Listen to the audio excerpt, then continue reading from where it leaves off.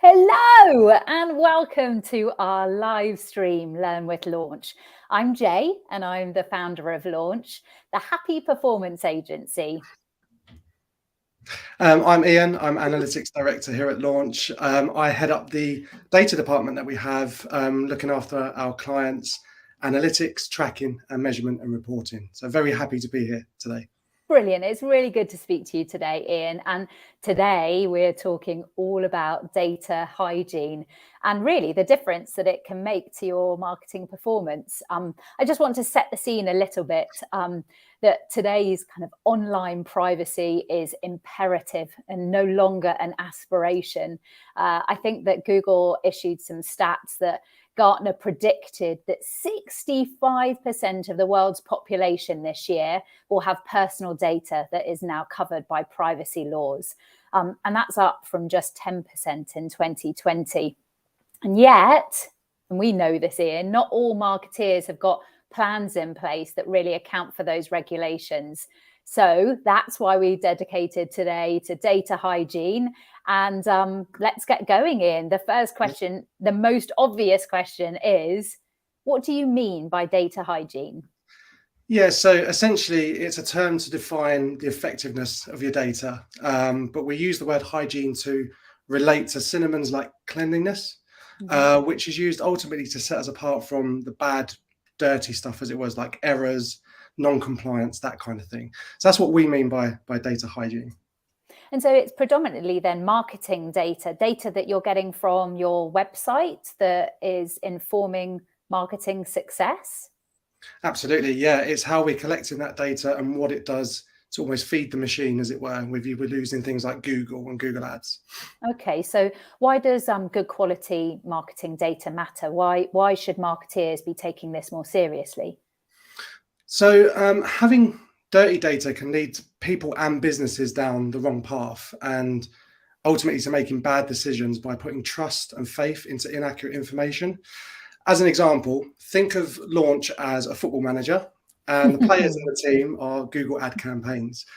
As a manager, we need to know how well these campaigns have performed in previous games to know which starting 11 we choose for the next one. So if the data is incorrect, we could be putting our faith into a campaign that we think is actually performing well, but isn't, and probably not going to help with the overall win. And data plays a huge part in all sorts of decisions, everyday decisions, strategic decisions, and budget. And to have that much impact on every aspect needs some time and attention, definitely. The frustration I've always had working, Launch is now over 10 years old. And the frustration I've always had is where you're talking to a client about results from a campaign and they talk about how they feel about it, I feel like things aren't working, or I feel like things are working. I mean, ultimately, whether it's Google Analytics, GA4 that you're using, whether you're using Adobe, making sure that you have the greatest chance of success by measuring that the impact of those campaigns is surely that's the gold standard.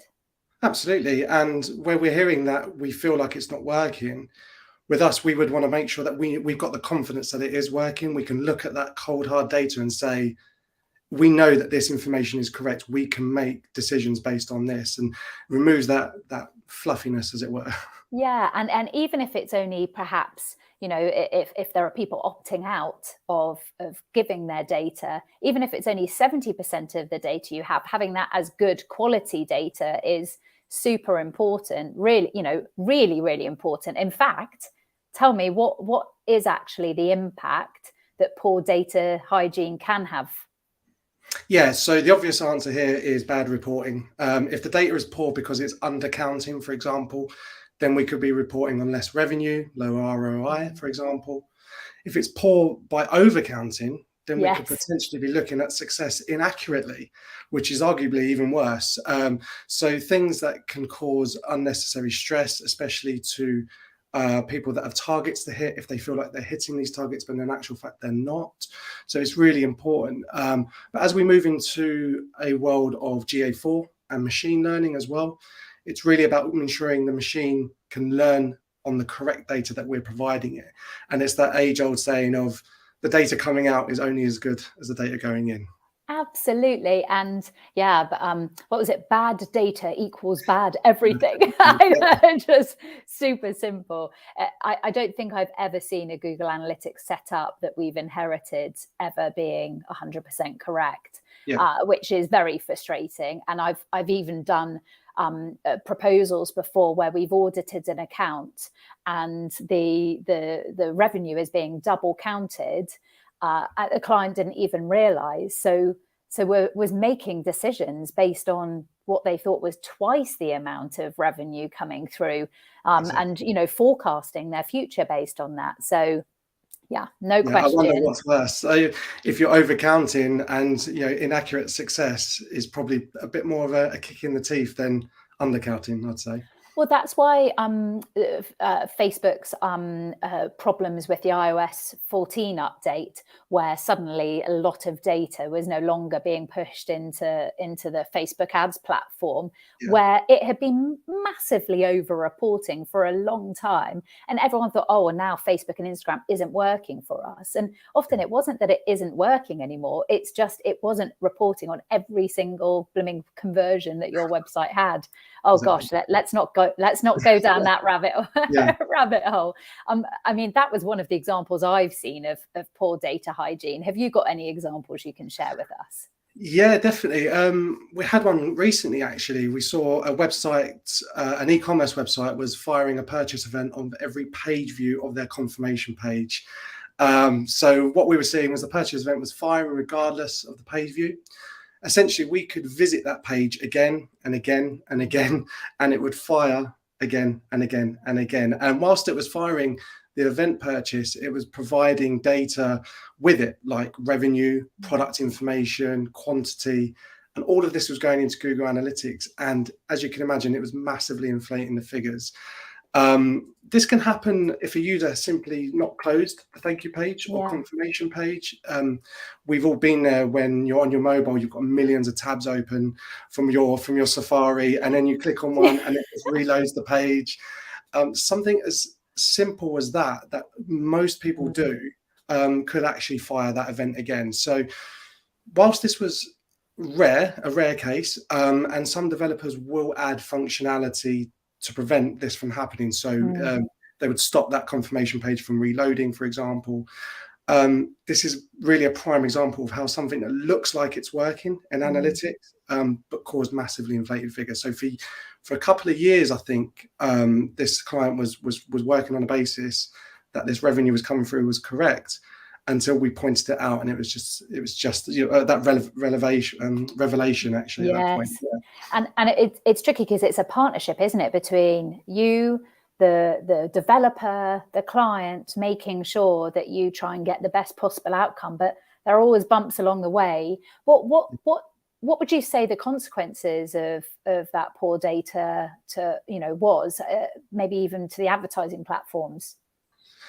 Well, the first thing is Google Ads at that point is taking that information and learning about the user, about what a user does. And if it thinks that one user is constantly purchasing as a repeat purchaser, that impacts lifetime value, that impacts user value, and potentially spending that budget that you're using for those campaigns being advertised to incorrect audiences, different people.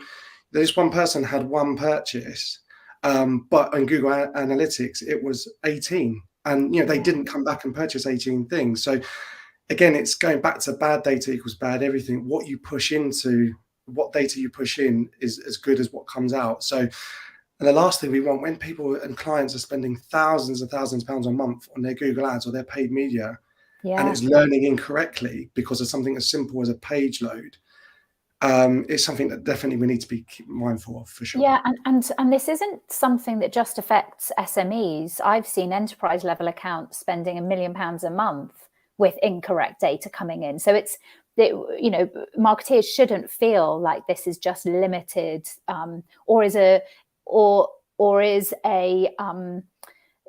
shows that they've neglected things. I think it's very easy to get it wrong, and it's not about kind of bashing yourself over the head for what's gone before, but instead saying, okay, well, with GA4 happening, with all of this data privacy, this data first world, let's get it right now. That's That's the main point. What other consequences are there for poor data hygiene? Well, if we look at capturing data, for example, in a non-compliant way, I will consider that as poor data hygiene. But we all know the consequences of not being fully compliant: GDPR fines, e-privacy laws, so forth. But we've also seen penalties from Google on clients that have not been compliant, whether they've not had a cookie banner or it's not even working correctly. You know, if a cookie banner is on the website but it's not actually functioning correctly, that's still non-compliant. And Google can scan a website at any time, realize that it's not compliant. And we have seen instances in the past where the Google Ads account was actually paused at that point, which is at the extreme side of things. I do get that, but all that hard work. They give warnings, don't they? They give warnings, but in order for you to correct it, it can take time because I mean, we're doing OneTrust installations every day, aren't we? And it takes time because that setup requires an audit. It requires knowing what to track, and what you want to do is not rush into that. You want to be able to do that in a the most meaningful way possible to have then the best quality data at the end of it. Absolutely, yeah, definitely. So I just kind of touched upon this data hygiene audit. You've seen in the last year or so, lots of clients say, where are we with tracking? How can we improve things? How does the data hygiene audit fit into that? Yeah, so a data hygiene audit is a service that we offer to current and new clients, but it starts with us dealing with a workshop with the client to understand what's important to them. Let's take example GA4. It's a very powerful tool. It does lots of different things. However, if half of it's irrelevant to you and your business, we don't need to set that up for you. So we'll have that workshop and say, okay, what were you using in UA? What were you tracking previously? What's important to you? What's your main goals? We then go away and basically do the audit, and we'll look at things like Google Ads, Google Analytics, Microsoft Ads as well. Let's not forget Bing, and Google Tag Manager to ensure that tracking what we're tracking is correct and it's in line with what your overall KPIs are as well.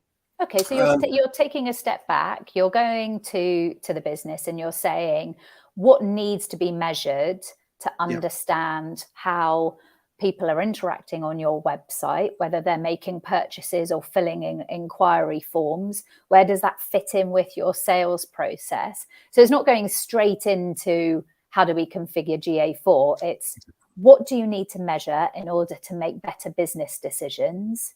What Absolutely. can be measured, and then how do we implement this? Yeah, exactly that. And like you said, it's taking that step back, because if we're looking at our current clients, we will know what their KPIs are from a paid media point of view. But sometimes it might be worth just having that conversation in a room and just sitting down with stakeholders or the board members or the digital marketing managers and so forth, and just say, what's important, what will get you over the line at the end of the year in these figures, and how do we present that to you? So yeah, it's just taking that step back, looking at, and then we'll look at, is the current setup doing that for you? And if it's not, and then we'll start to look at what we need to change to achieve that. And in sort of following those two bits, we would then build a picture of what's currently tracking. We'd compare it to your workshop to say, this is what you told us you're tracking, but this is what you're actually tracking, or this is what's actually happening. And then just really to get that alignment as to make sure that the setup's correct. To use that kind of football team analogy, rather than rushing into the next game, what you're doing is you're going back to the dressing room. I don't know. And you're going, okay, well, what players have we got on the pitch? But what are our next few games? What is the cup that we're going for, and how can we best be able to achieve that and win the cup? I think that's super interesting, because there will often be situations where marketing teams think that they are measuring all of their micro conversions, their little mini steps. But actually, if the website's been set up 5 years ago and their Google Analytics is, perhaps an old setup, it's an opportunity to go, well, actually, we've now got a new form on the website, or perhaps we didn't know it was possible to measure scroll depth. Let's take a look at that on the blog. Definitely, yeah. Interesting. What are some typical recommendations that you might make? And actually, before you answer that, I should say, please feel free, anybody watching live, this is obviously being recorded as well. So if you're not watching live, a bit like Ant and Dex say, don't vote. But if you are watching live, do ask questions, and hopefully if the technology works, we'll answer them. I know that there's a question from Harry in a minute, but first of all, Ian, what are the typical recommendations that come out the back of an audit? First and foremost, we will check if you're cookie compliant. I think that's a real core information that we need to know at that point. Essentially, we need to be capturing data legally and ensure that we can use it effectively, but we also don't want all of our hard work to come undone by receiving a penalty, even worse, a fine, for example. So the first thing we'll do is make sure that you're cookie compliant. Following that, we'll recommend anything that's might not be working or missing. So if we take, for example, a lead gen website, we would look at, are you using the event parameters effectively, for example? So with GA4, you've got an event called generate lead, which is great, and it will fire as a conversion for generate lead. But if you've got more than one lead or one form on a website, contact us, request a brochure, newsletters. At the moment, if it's sometimes it may not be set up correctly, it all goes into generate lead, and we don't know what form people are filling. So it might sound simple. That nuance of kind of an MQL and SQL, all of the different sales terminology that your sales team will be asking you about, but maybe the marketing team isn't looking at. Exactly that, yeah. So we'll just make sure that real technical sides of things with the tracking is working in terms of Google Tag Manager and the event parameters. For example, as well, with an e-commerce website, we would look at how that enhanced e-commerce data is being sent to analytics, whereas previously we said it was a page view.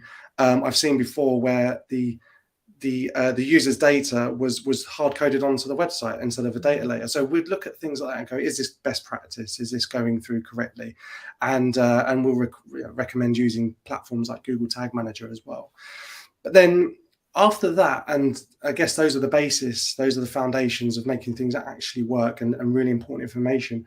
We'll look at what we can do next, what we can do further. We'll look at user behavior. How does a user interact with the website? If there's a large call to action on the homepage, is it being seen? Is it being clicked? And all of this can be done in Google Tag Manager. So what we'll do is in the audit, we'll go, you're missing out on certain parts of this that we think is really valuable information. And we'll just recommend it as an amber, as it were, as something to look. That's something that we should be looking at doing. And then, most of the time we could be able to either work directly with your developers to get it done, or we can do it within Google Tag Manager as well. And I suppose that feeds nicely into, for those of you who watched last week, we did a session with Joe, our conversion director. But it means that things that Joe's going to be asking for to be able to improve that conversion rate, you can have that as part of understanding what best practices are in the audit and setting Tag Manager up correctly so that things like user behavior can be looked at more quickly. Yeah, absolutely. I'm gonna ask you Harry's question now, which is so one. Oh, look, it appears on the screen. I love that. God, technology is working really well today. What is the best way to maintain data hygiene once you've actually invested the time ensuring it's clean?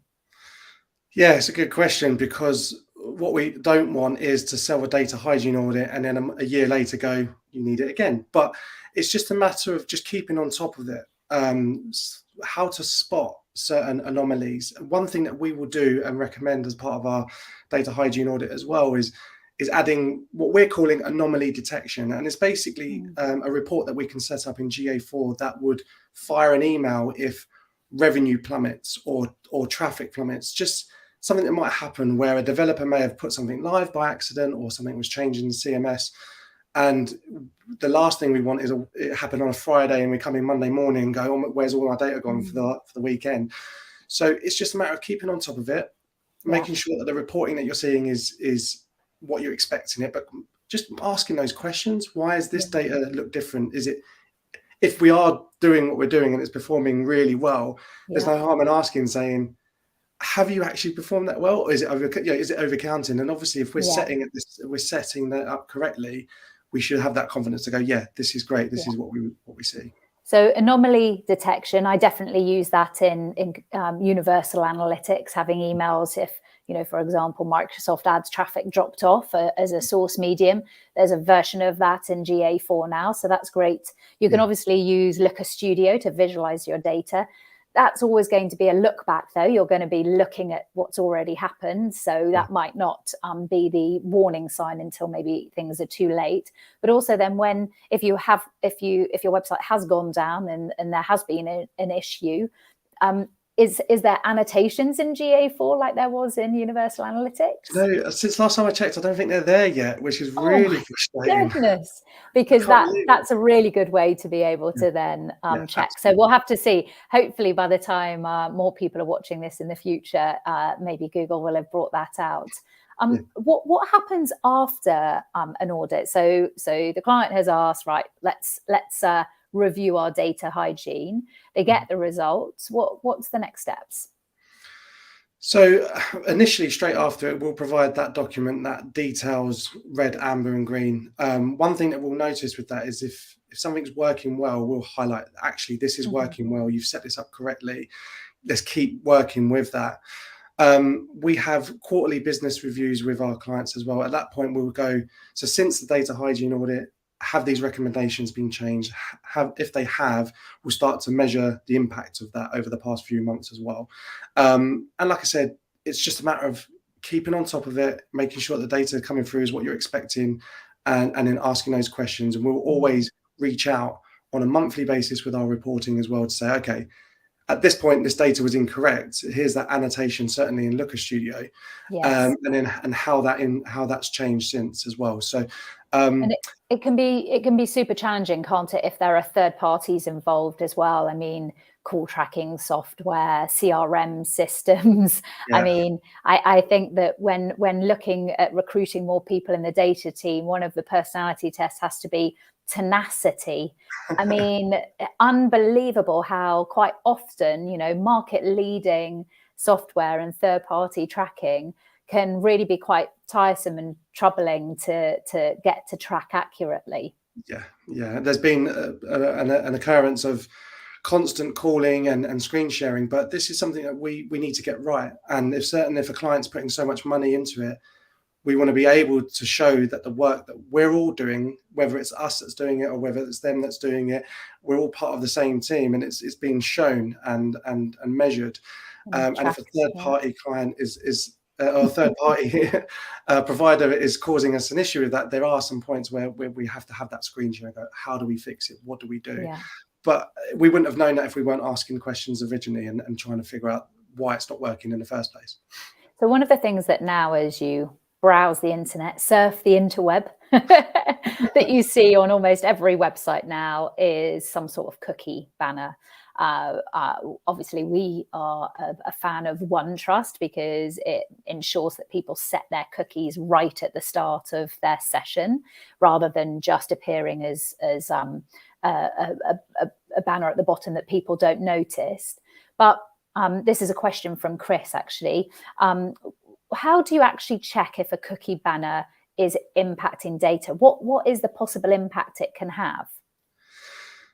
That's a good question. I think we've seen some times before in Google Analytics where a big chunk of revenue is being attributed to referral, for example, or direct, or something where it's not going to the channel you expect it. And that could be as simple as your cookie banner isn't controlling the cookies, so analytics is still picking you up, or you for example are allowed to navigate through the website without interacting with the cookie banner first, which means that if you landed on the home page, then moved to another page, and then somehow accepted the cookie banner, that would take the previous pages as your source medium, which would be direct. So I'd certainly look at Google Analytics first to see if there's any sources or mediums that you think look a bit out of place, and we'll look at that to go, is that to do with the cookie banner? And there's always Google Chrome extensions and plugins that you could simply just check what cookies are dropping before you've interacted with the cookie banner, or if you have gone in and declined or declined certain ones, look at developer tools on Chrome and see, actually, did any cookies drop? I've declined all of them. So there's certain things you can look at, and then come to us and we'll fix it for you. OneTrust is our favorite platform, isn't it? Because if depending on which subscription you buy, it will actually show you how many people are opting in or opting out of receiving cookies, so that that you can have an idea of what your good data, how many people it is, what percentage of sessions you're actually being able to track. Absolutely. And again, if people are declining cookies, that's their right. They want to decline the cookies. They don't want to be tracked. So it's not about we're going to be losing data, because there's so many different platforms now, like OneTrust and certainly Google Analytics 4, where it starts to model data based on users that have not accepted cookies, or using cookieless tracking, server-side tracking, so forth. We may not be able to market to them directly because they've asked us specifically not to accept the cookies, but we can certainly look at performance and where have they come from, because there's certain things down at Google certainly trying to do to model that data to make sure that we don't lose a huge amount of that valuable reporting.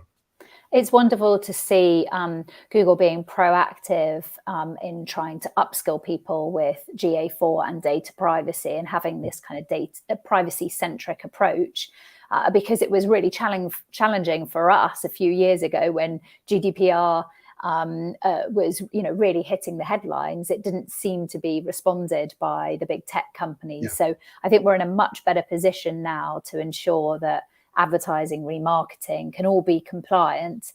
Now it's just up to clients to ensure that they're actioning our recommendations. Definitely. Yeah. Last chance for questions, but before we wrap things up, first of all, Ian, thank you very much. I think data hygiene is one of those things as a term that is, is this unfair?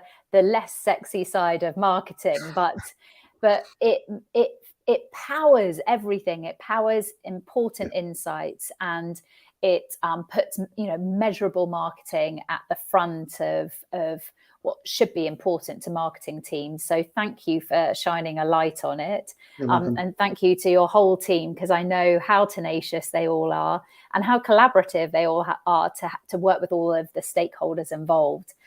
So thank you for that. Thanks, Rich, for watching today. Superb, love that guy. And I just wanted to say that we've got an event on the 22nd of March in Bristol. For those of you that are in Bristol, please do sign up. There's a link here that shows you. It's called the CMO's Guide to Customer Acquisition, and we're doing things a bit differently this time. We're getting CMOs on board to actually do panel and fireside chats, so we can hear what challenges they're facing, what insights that they've got from the in-house marketing perspective, as well as being able to talk about conversion optimization, a little bit more about data hygiene. I know we've got Michael talking from your team, and it's at the Showcase Deluxe Cinema. So make sure you sign up for that.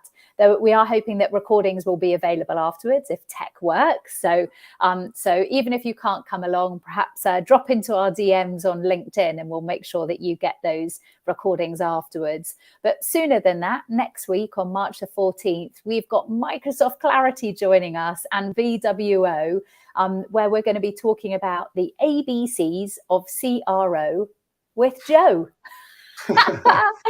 And it is really important that these kind of three aspects of performance marketing, not just the paid media, but the data hygiene and the conversion optimization, all sing beautifully together. So I recommend that you sign up to that as well, because we're going to be live and then the recording will be available afterwards. We've got 55 seconds left. So last chance for any questions. I have a feeling that that they've all been asked now, but yeah, until next time, let's see how awkward this bit is at the end, but until next time, goodbye. Bye.